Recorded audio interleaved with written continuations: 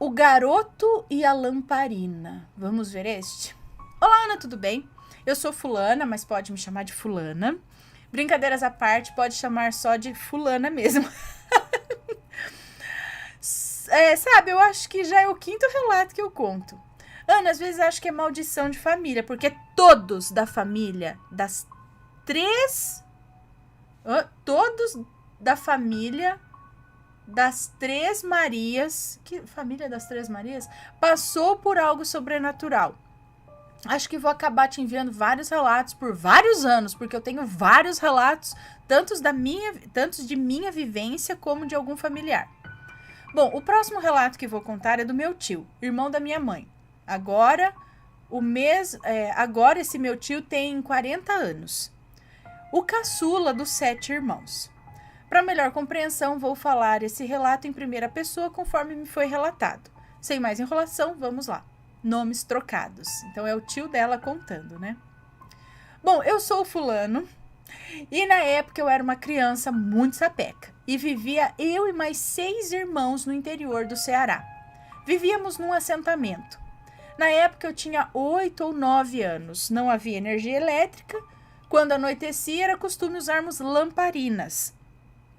A distância de uma casa para outra era enorme e tinha algumas casas que não haviam sido terminadas ou eram tão velhas que estavam em ruínas. Era 6 horas da tarde quando minha mãe pediu que eu fosse comprar alguns ovos no mercadinho bem longe de casa. Seriam uns 30, 40 minutos a pé. Peguei meu carro de arame, que o meu pai havia feito para mim, que vivia levando ele para cima e para baixo, e fui. Carro de arame, ele até mandou uma foto aqui. É isso? Mas que chique! Dá até pra dirigir ele assim? Dá pra virar? Você senta nele e...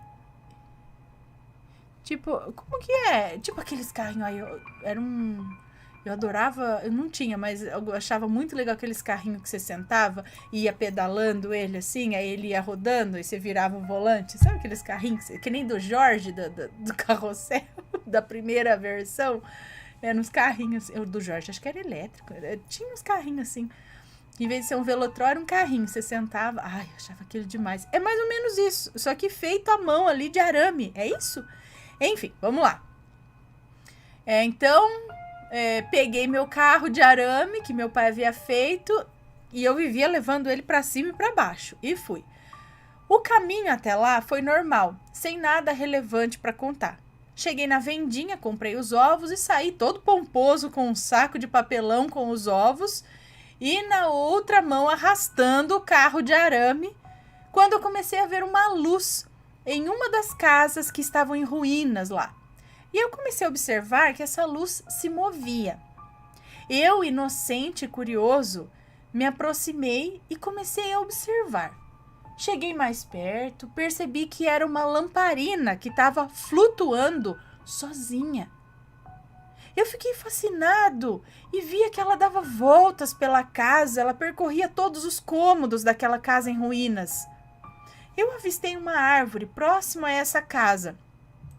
Apoiei-me nela e passei vários minutos olhando aquilo acontecendo, até que chegou em certo ponto em que a lamparina foi até a entrada da casa.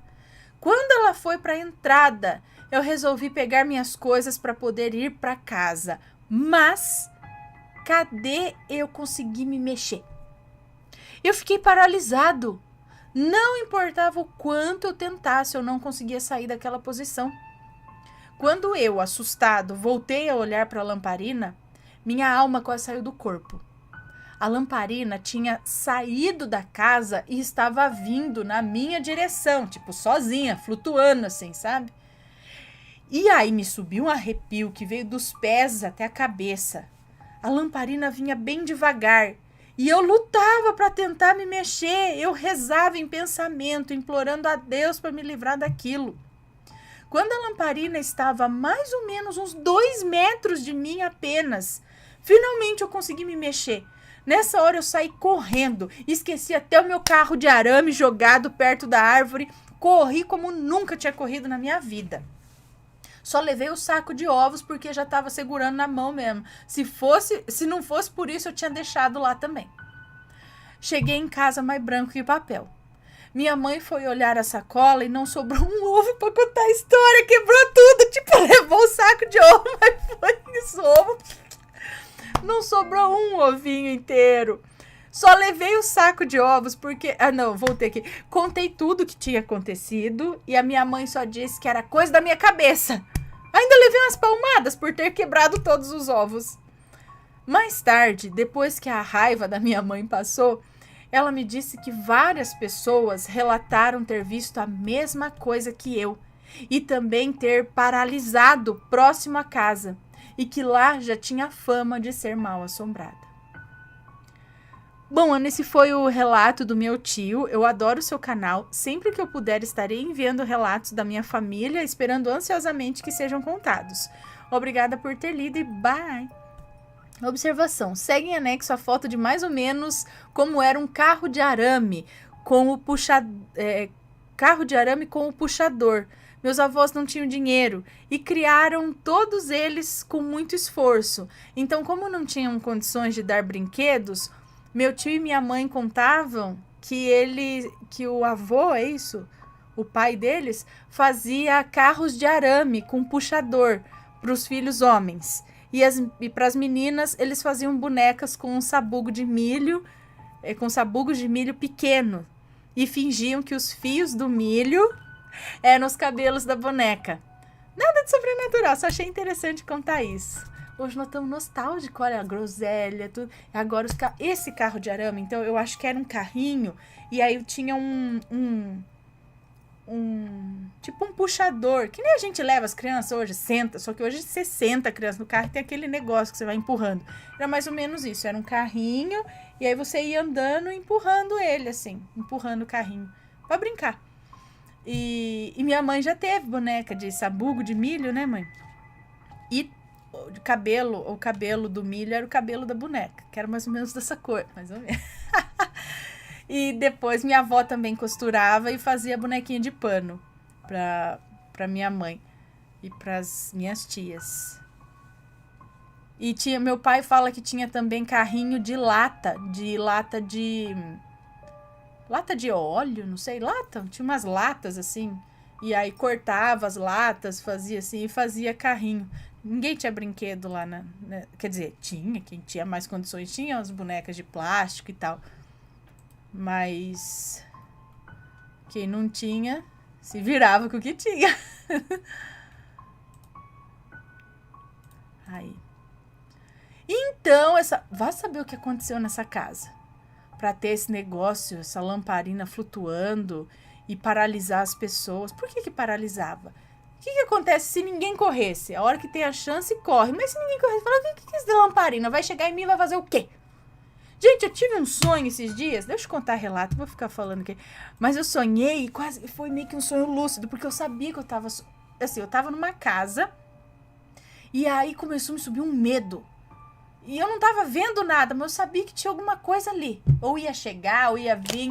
E um medo. Mas junto com o medo começou a subir uma raiva. Eu falei, mas cadê então? Aí eu comecei, aparece no sonho. Aparece! Vai, vem então. E eu falava, mas ao mesmo tempo, assim, morrendo de medo.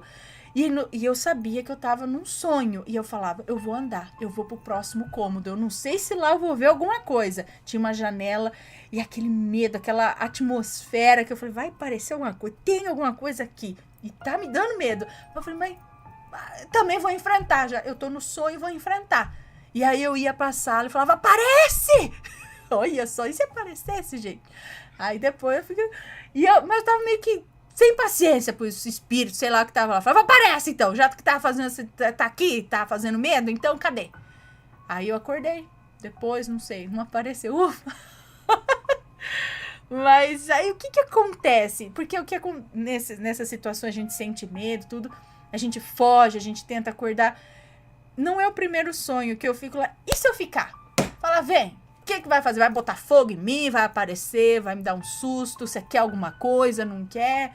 É só em sonho, tá, gente? Se fosse na real, eu ia estar caída no chão, desmaiada, com medo, correndo também, quebrando ovo, catando cavaco no chão, perdendo chinelo pro meio do caminho. É assim. Mas no sonho, quando a gente sabe que tá sonhando, está protegido pelo sonho, aí tem hora que falou, também vou falar, o que que é? O que que é? Aí eu lembrei que eu sonhei assim. E aí, o que que acontece com essa lamparina? Se a pessoa não corre, por que que ela vem até a pessoa? E por que que paralisa? Será que quer mostrar alguma coisa? Quer dizer? É algum espírito que não sabe que morreu, tá por lá, quer vir conversar?